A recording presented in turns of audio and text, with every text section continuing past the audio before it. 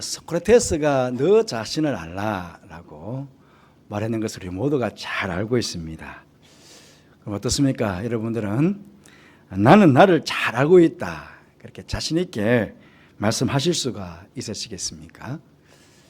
사실은 나도 나를 잘 모르고 남도 나를 모르고 결국 인생을 산다는 것은 언제나 내가 누구인가 하는 본질적인 물음 앞에 이 퀘스천 마크를 붙이면서 살아가는 그런 인생이 아닌가 하는 생각을 가져보게 됩니다.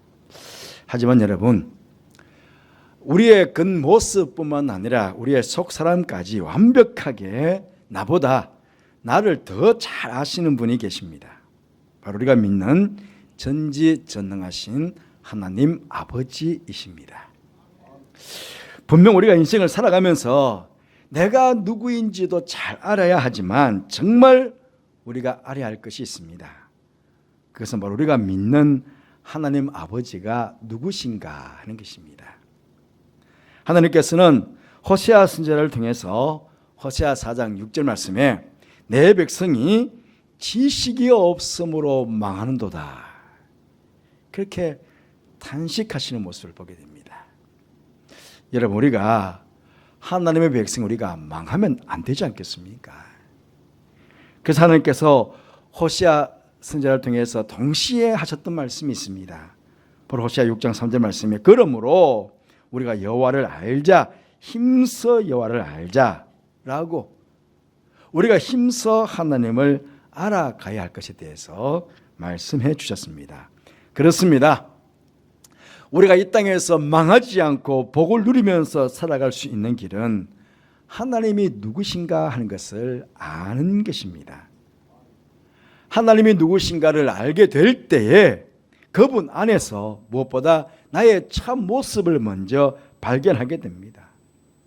그리고 우리가 두 주간에 걸쳐서 계속 보아왔던 도피성과 같은 예수님 안에서, 참 포도나무와 같은 예수님 안에서 우리는 능력 있는 삶을 살아갈 수가 있고 평안하고 행복한 삶을 우리가 살아갈 수가 있는 것입니다.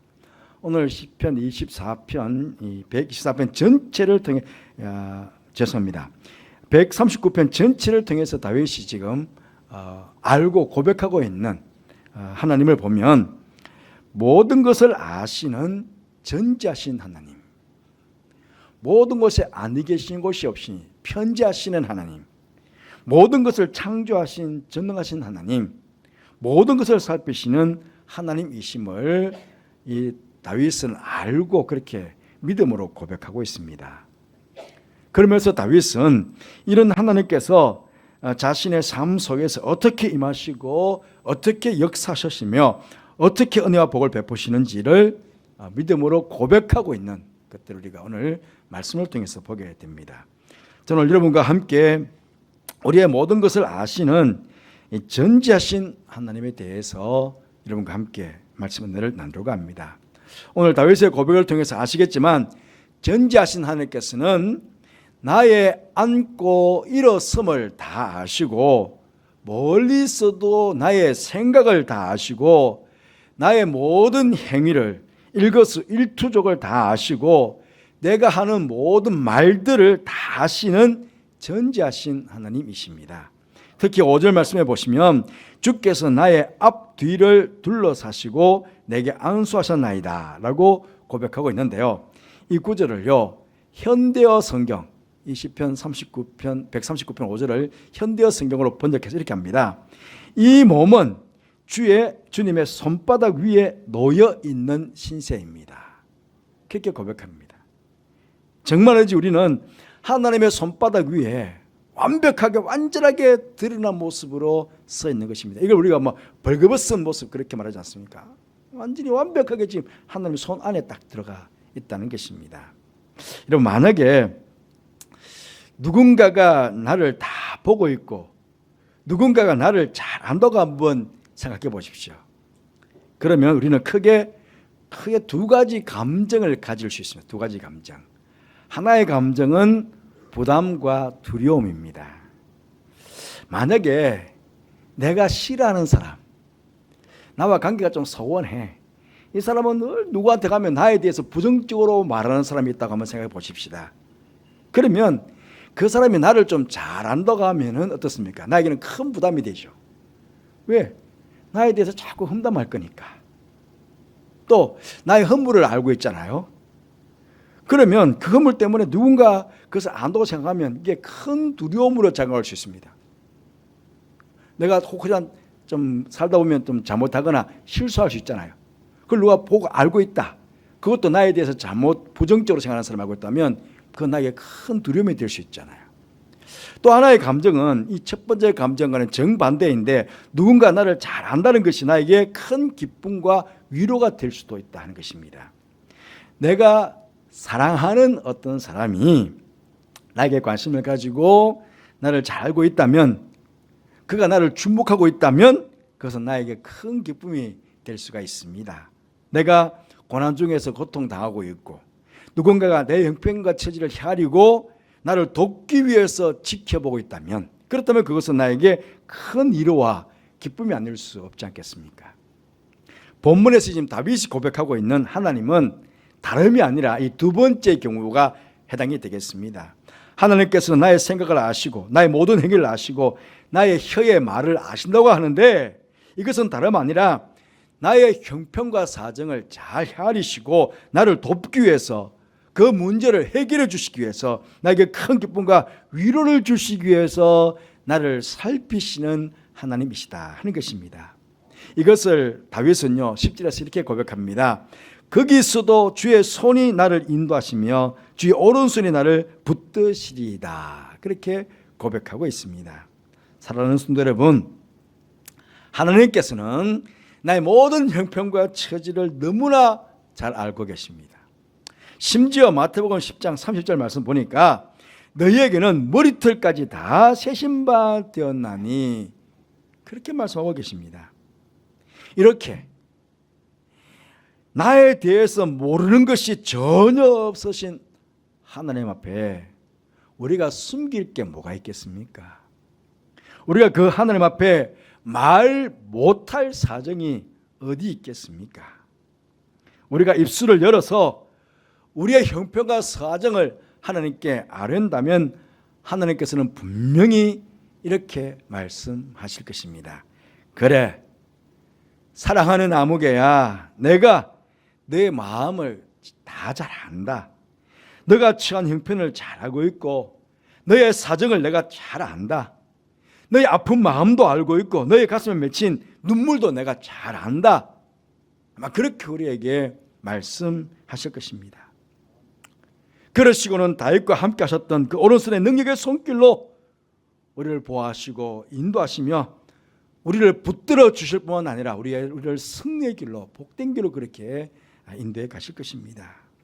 그렇기에 여러분, 언제나 어디서나 무슨 일을 만나든지 나보다 더 잘 아시는 그 하나님 앞에 이런 마음을 토하시며 간구하시는 여러분들 되시기를 바랍니다.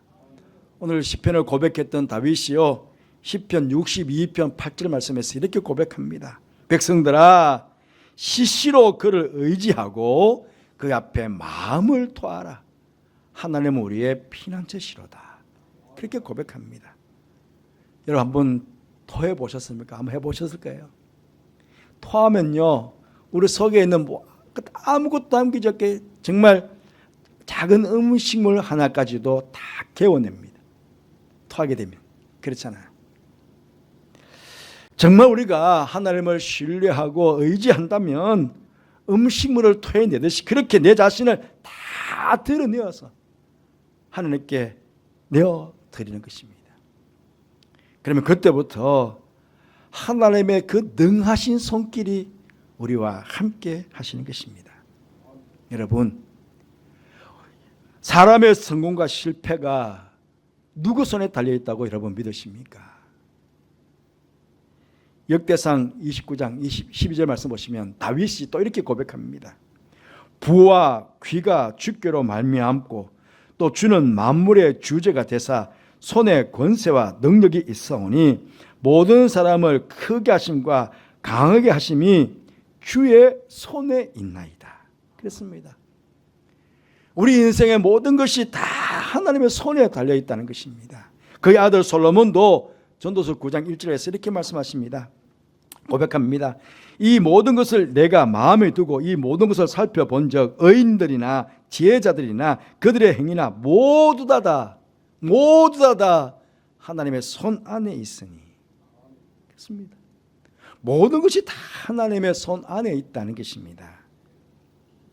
여러분, 나의 모든 것이 다 하나님의 손에 달려 있고 나보다 나를 더 잘하시는 하나님이신데, 그럼 우리가 어떻게 해야 되겠습니까? 방법은 하나입니다. 그 능하신 손에 조금 전에 마음을 토하듯이 나를 맡기는 것입니다. 전적으로 내 전체를 그냥 하나님께 맡겨드리는 것입니다. 그 하나님의 손에 내가 붙들리면 됩니다. 붙들리면. 하나님께서도 하나님의 손으로 우리를 붙잡아 주실 것을, 그 권능의 손으로 우리가 함께 주실 것을 성경에 여러 곳에서 약속해 주지 않습니까? 한 구절을 여러분 들어보면요, 이사야 41장 10절 말씀에 두려워하지 말라, 내가 너와 함께 함이니라. 놀라지 말라, 나는 내 하나님이 됨이라. 내가 너를 굳세가리라. 참으로 너를 도와주리라. 참으로 나의 어려운 오른손으로 너를 붙들리라. 그렇게까지 말씀하셨습니다. 여러분에게 가끔 말씀을 드립니다마는 우리는 살아가면서 하나님의 손덕을 볼 수도 있고 손맛을 볼 수도 있습니다. 손맛을 본다는 것은 따끔하게 징계를 받는 것입니다. 그러면 얼마나 고통스럽겠습니까? 하나님, 그 능하신 하나님의 손맛을 보니까 얼마나 고통스럽겠습니까? 징계를 받으니까. 하지만 하나님의 손덕을 보게 된다면요, 하나님의 손 안에서 우리는 승리와 구원과 보호와 인도와 위로와 치유와 같은 놀라운 복들을 우리는 보게 될 것입니다. 경험하게 될 것입니다. 우리는 하나님의 손덕을 보아야 되지 않겠습니까? 토마스 왓슨이라는 청교도 목사님이 계십니다. 이렇게 이야기하셨습니다. 기도는 하나님의 귀를 즐겁게 하고 하나님의 마음을 높게 하며 하나님의 손을 펴게 한다. 그렇게 말씀을 하셨습니다. 여러분, 그렇습니다. 우리의 기도는요, 하나님의 손을 펴게 하실 수 있습니다. 그러하기에 우리를 인도하시고 지키시고 복을 주시는 하나님의 능하신 손이 펴지기를 우리는 간구하고 기도해야겠습니다. 그 크신 손길로 주님 품에 나를 품어주시고 그 능력의 팔로 그 능력의 손을 펴서 나와 나의 사랑하는 가족들과 가정을 덮어주시기를, 보호해주시기를. 여러분, 그 능하신 손을 딱 펴서 우리 가정을 딱 덮고 있으면, 우리 교회를 딱 덮고 계시면 누가 함부로 할 수 있겠습니까? 그렇지 않겠어요? 그 손을 쫙 펴가지고 나와 내 가정을, 우리 엄청교회를 딱 덮어주시기를 우리 그렇게 기도하십시다. 여러분, 우리 하나님의 손은 치유의 손 아닙니까? 육신의 질병 중에 고통하시는 분이 계시지 않습니까? 여러분, 질병으로 고통하시는 건 누가 알고 계십니까? 하나님께서 잘 알고 계실 것입니다. 그러하게 하나님의 치료의 손길로 나를 고쳐주시기를, 치료해 주시기를 간구하시기를 바랍니다. 하나님의 손, 사랑의 손, 위로의 손 아닙니까? 마음이 아프십니까? 염려와 근심 속에 괴로운 분 계십니까? 그거 하나님께서 모르시겠습니까? 하나님께서 여러분의 염려와 걱정거리 잘 알고 계시지 않겠습니까?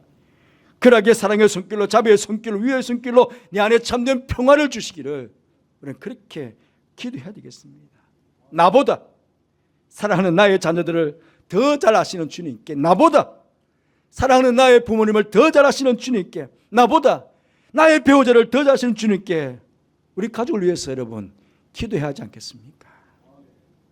나아가 나보다 사랑하는 나의 구역 식구들을, 나보다 나의 염증 가족들을 더 잘 아시는 우리 하나님께 우리 모든 염증의 가족들을 가슴에 끌어안고 우리 기도하지 않겠습니까? 치료의 손길로, 사랑의 손길로, 위로의 손길로, 능력의 손길로 붙잡으셔서 사랑하는 모든 우리 가족들, 우리 염증의 가족들을 생명의 길로, 의의 길로, 기억된 길로, 가장 복된 길로 인도해 주시기를 우리 그렇게 간구하십시다. 그러면 하나님께서 틀림없이 귀를 기울이시고 그 손을 활짝 펴셔서 치료가 필요한 자에게는 치료의 능력으로, 마음의 위로와 평화가 필요한 자에게는 마음의 위로로, 보호하심과 인도하심이 필요한 자에게는 보호하심과 인도하심으로, 형통한 길이 필요한 자에게는 형통의 길로 그 손으로 각각 그걸 그렇게 복되게 인도해 가실 것입니다. 우리 모든 염치의 가족들이 주님의 그 손을 활짝 펴신 그 손 안에서 참 복을 누리게 되시기를, 그리고 모든 일들 하나님께 영광을 돌려드리는 일이 되기를 다시 한번 주님 이름으로 축복합니다. 우리 찬양하고